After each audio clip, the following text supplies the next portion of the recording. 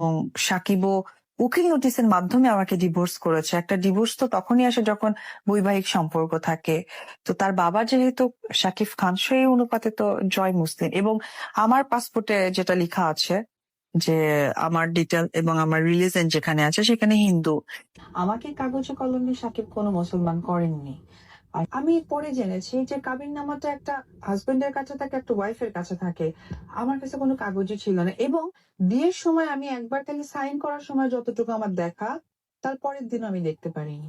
ও মাই god, অবশেষে কিন্তু আরেকটি নতুন নিউজ ভাইরাল হয়ে গেল, যেখান থেকে অপু বিশ্বাস নিজের মুখে স্বীকার করলেন মেগাস্টার শাকিব খান এবং তার ডিভোর্স কিন্তু হয়ে গেছে। মেগাস্টার শাকিব খান অপুকে নিয়ে সিঙ্গাপুরে থাকবেন এমন নিউজ কিন্তু নেট দুনিয়ায় বিভিন্নভাবে ছড়িয়ে ছিটিয়ে পড়েছিল।